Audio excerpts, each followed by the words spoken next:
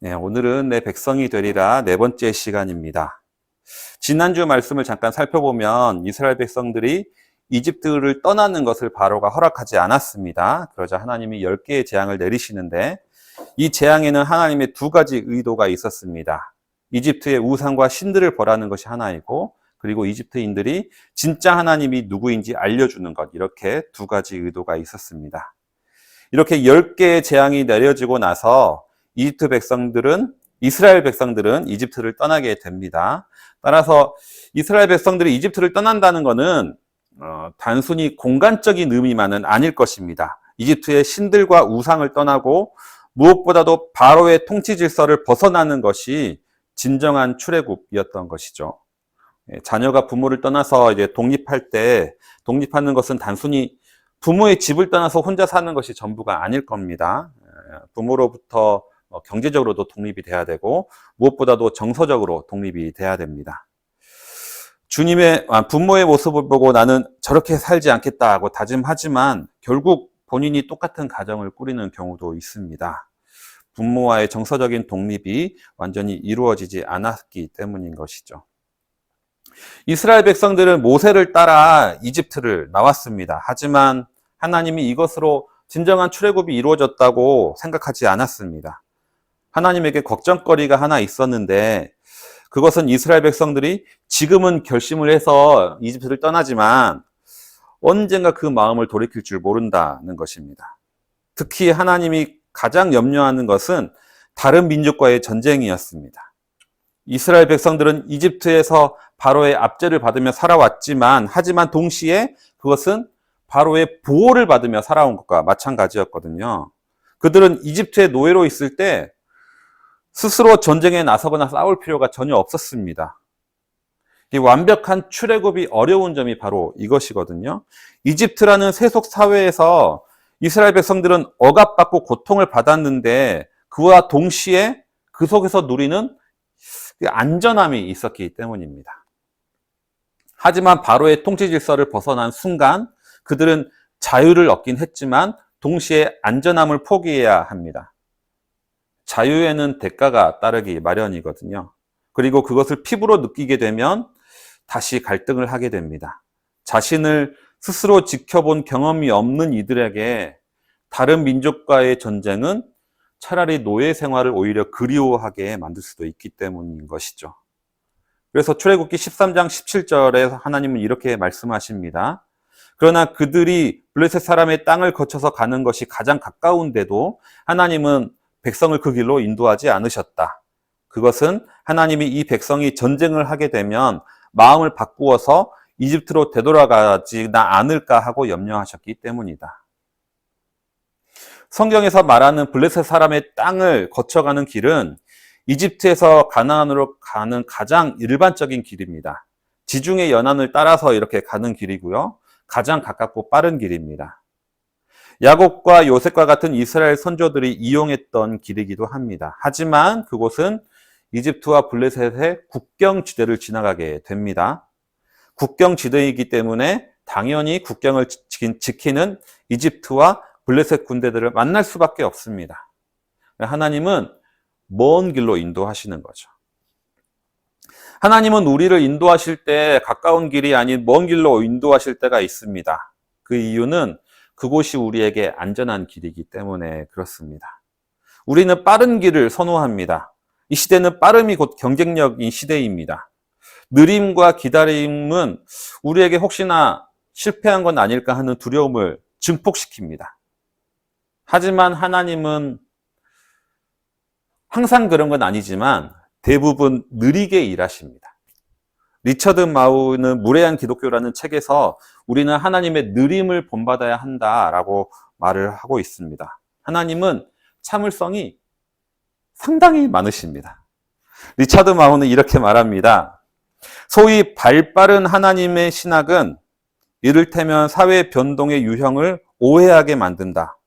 내가 확신하기로는 나와 비슷한 영성을 가진 많은 이들이 인종적, 경제적 정의의 문제를 심각하게 받아들이기를 꺼리는 이유가 그런 영역에 내포된 문제점들을 너무나 고치기 어렵기 때문이다. 만약 하나님이 재빠르게 결정적으로 일하는 분이라면 이런 문제들을 아직 해결하지 못했다는 사실은 하나님은 그런 중요한 인간의 관심사에 별로 신경 쓰지 않는다는 결론으로 이어지게 된다. 나는 하나님이 그런 문제에 깊은 관심을 갖고 계시다고 믿는다. 하나님이 창조 세계를 괴롭히는 불의와 억압에 대해 즉각적인 처방을 제공하지 않는다고 해서 그분이 무관심하다고 가정하는 것은 타당하지 못하다. 느리게 일하시는 하나님을 안다는 것은 그분을 향한 신뢰의 또 다른 표현입니다. 하나님을 신뢰하는 사람은 그분이 인도하는 그 느린 길이 가장 나에게 선한 길임을 아는 사람입니다. 남들보다 지쳐진다고 느껴지는 분들이 있으십니까? 하나님은 내 인생에 별다른 관심을 두지 않는 것처럼 생각이 되십니까? 어쩌면 내가 너무 조급한 건 아닌지 한번 돌아보시기 바랍니다. 느리지만 여전히 그분은 우리를 인도하고 계십니다. 앤드류 머리는 이렇게 말합니다. 하나님께 관한 참된 지식이 발휘하는 생명의 능력을 우리가 체험하지 못하고 사는 이유가 무엇일까? 그 이유는 우리가 하나님께 당신을 우리에게 나타내실 충분한 시간을 드리지 않았기 때문이다.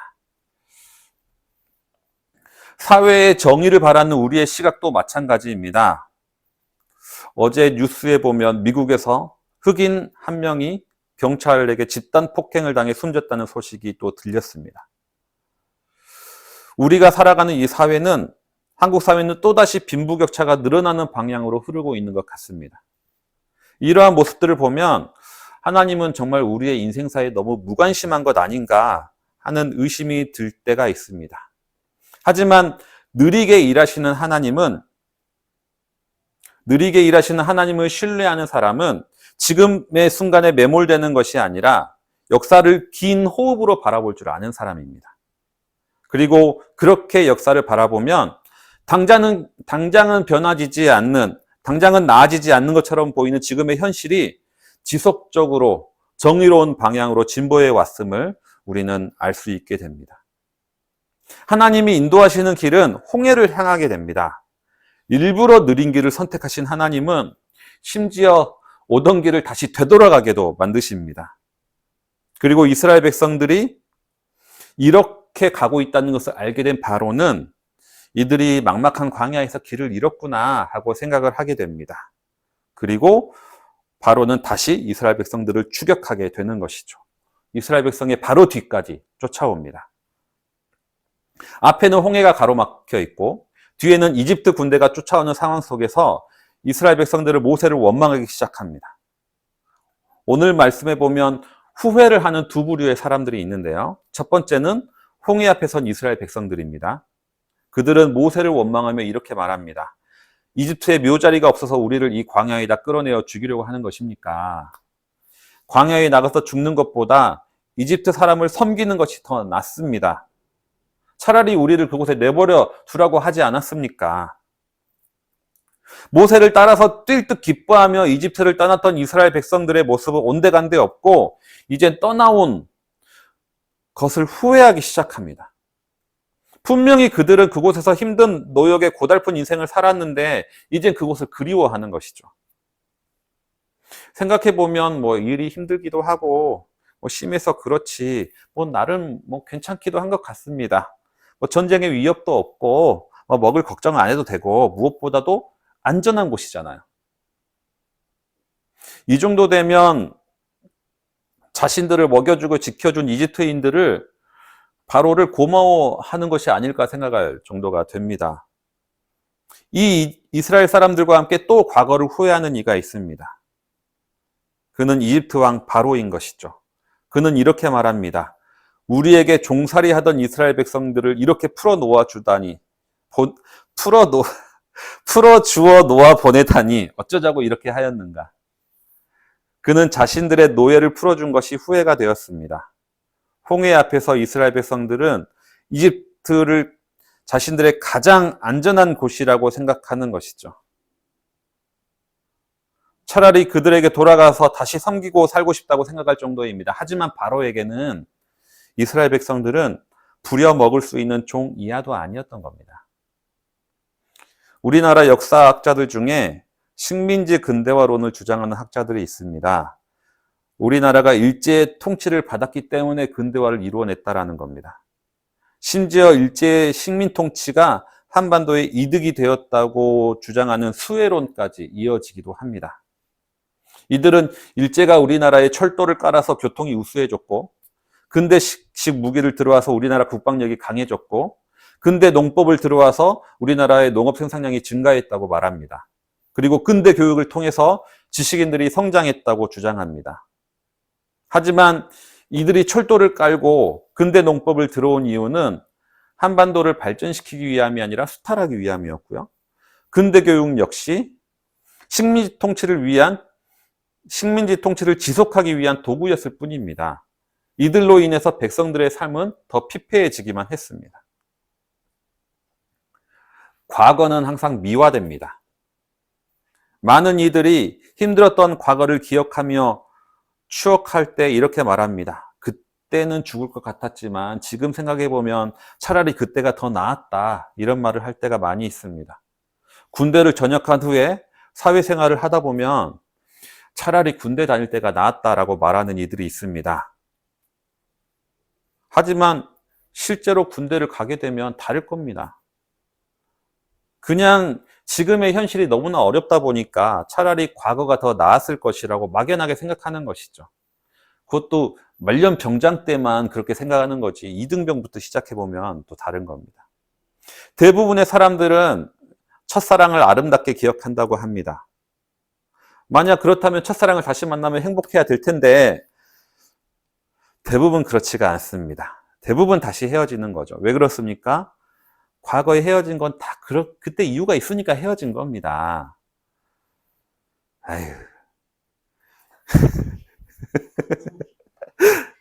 TV에도 과거를 추억하는 프로그램들이 많이 있습니다. 예전에 예능이나 인기가요들도 틀어주고 왕년의 스타들을 출연해가지고 자신의 화려했던 과거들을 들려주는 내용의 TV쇼들이 많이 있습니다.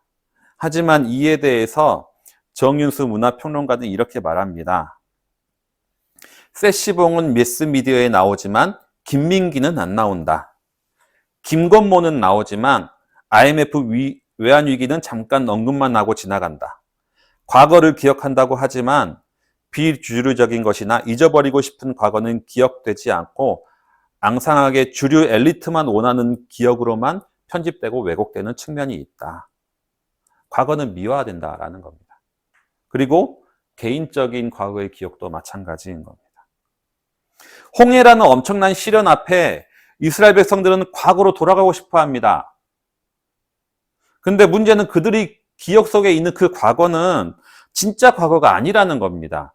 왜곡되고 편집되고 미화된 과거입니다. 그들이 진짜 이집트에서 살만했습니까? 아닙니다. 그곳에서의 현실은 고통 속에서 울부짖는 삶이었습니다. 하나님은 그들의 신음소리를 들으시는 것이죠. 오죽하면 그 화려한 대도시를 뒤로 하고 그들이 광야로 나왔겠습니까? 그런데 당장 힘든 현실을 도피하고 싶은 마음에 차라리 그때가 나았다고 생각하게 된다는 겁니다. 우리의 인생길도 이러한 거대한 홍해 앞에 가로막힌 듯 보일 때가 있습니다. 그때 우리가 취해야 할 태도는 무엇입니까? 후회하는 것도 아니고요. 과거를 추억하는 것도 아닙니다. 오히려 현실을 직시해야 되는 거죠. 우리는 과거 속에 살아가는 존재가 아니라 현실을 살아가야 하는 존재들입니다. 이스라엘 백성들에게 닥친 현실은 앞에는 홍해 바다가 있고 뒤에는 이집트 군대들이 쫓아옵니다. 앞으로 갈 것인가 뒤로 갈 것인가 이들은 선택기의 기로 앞에 서 있는 것이죠.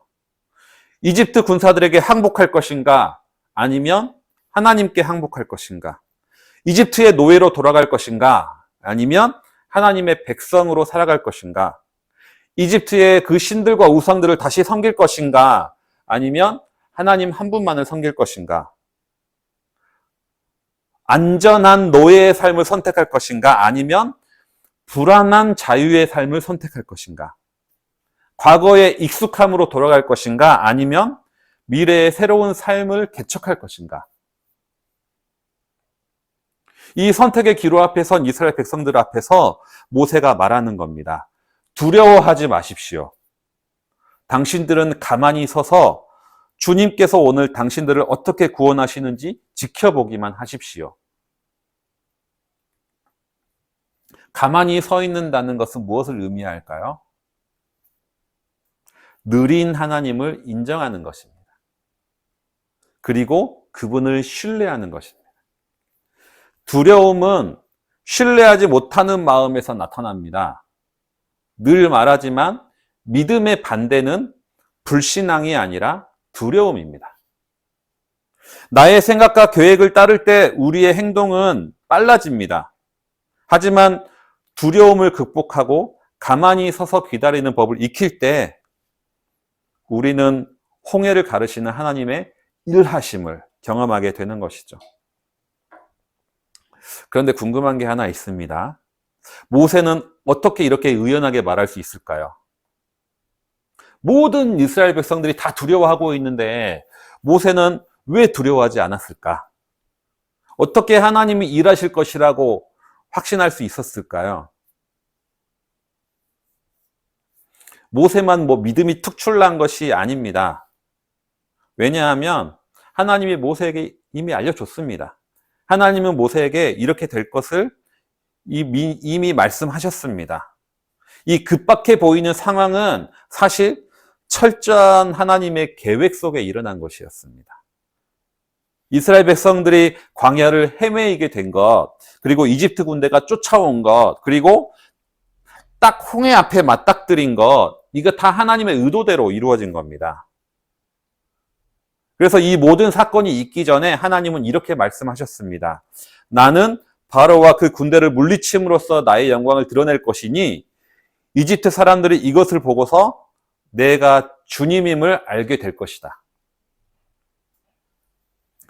근데 이 말씀을 어디서 많이 본 것 같지 않습니까?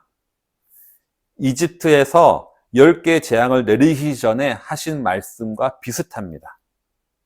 하나님께서 이집트에 재앙을 내리신 목적 중에 하나가 이집트 사람들이 하나님이 누구인지 알게 하기 위함이라고 했습니다. 내가 주님임을 알게 될 것이다. 이렇게 말씀하셨습니다. 그때도 여호와 하나님의 능력 앞에 10개의 재앙을 통해서 이집트의 모든 신과 우상들을 무너졌습니다. 바로는 이들을 보낼 수밖에 없었고 이스라엘 백성들은 자신의 재산까지 챙겨가지고 이집트를 떠나올 수 있었습니다. 그때도 하나님이 자신을 알려주셨습니다. 하지만 문제는 또다시 여호와 하나님을 잊어버렸다는 것이죠. 그 잊어버린 결과가 후회로 나타나는 겁니다. 바로가 후회했고 이스라엘도 후회했습니다. 10개의 재앙 앞에서 하나님을 인정했던 이스라엘 백성들은 또다시 이집트 우상에게로 마음이 끌리고 있었습니다. 후회라는 것, 되돌아가고 싶은 마음, 후회라는 것은 지금까지 하나님이 나를 인도해 왔다는 것을 부정하는 행위입니다. 내 인생길이 하나님의 계획 안에 있다는 것을 아는 사람은 후회하지 않는 사람인 거죠. 물론 저도 후회를 많이 합니다. 이스라엘 백성들이 홍해 앞에 서게 되는 것은 우연이 아니었습니다. 길을 잃고 헤매다가 맞닥뜨린 것이 아닙니다. 하나님의 섭리와 계획 아래 철저하게 계산된 곳이었습니다. 이스라엘 백성과 바로는 이것을 알 수가 없었기 때문에 후회했던 것이죠. 하지만 모세는 그렇지 않았던 겁니다. 10개의 재앙을 통해서 그들은 여호와 하나님을 알았습니다. 하지만 하나님은 또다시 자신을 알려주시기를 원하십니다. 그리고 홍해가 갈라지는 위대한 이적으로 이스라엘 백성들에게 내가 주님이다 라고 말씀하십니다. 끊임없이 말씀하시는 거죠. 내가 주님임을 알라. 하나님을 아는 것은 한 번으로 이루어지는 것이 아닙니다. 지속적으로 그분을 알아야 되는 것이죠. 우리는 은혜 망각증이라는 불치병에 걸려 있기 때문에 지속적으로 하나님을 알아야 됩니다. 말씀을 정리하겠습니다. 우상을 버리고 떠난다고 해서 우리는 당장 하나님의 백성이 되는 것이 아닙니다. 우리는 과거지향적이고 과거를 회상하고 과거를 그리워하는 존재들입니다. 그러다 보니 하나님의 백성이 되는 길에 조금이라도 어려움이 닥치면, 하나님과 동행하는 인생길에 고난이 닥치면 우리는 후회하게 됩니다. 과거에 나의 마음을 위안을 주었던 것들에, 그 우상들에 다시 의지하고 싶은 마음이 생겨납니다. 하지만 그때 우리는 과거로 돌아갈 때가 아니라 현실을 직시해야 할 때입니다. 그리고 나의 계획이 아니라 느리게 일하시는 하나님을 신뢰할 때입니다. 하나님은 분명히 일하고 계십니다. 그리고 우리는 그때 주님을 더 깊이 알 수 있게 됩니다. 그리고 나를 가로막던 홍해가 갈라지는 갈라지는 기적을 경험하게 될 것입니다. 이 시간 말씀 생각하시면서 잠시 침묵으로 내일을 바라보며 기도를 함께 드리겠습니다.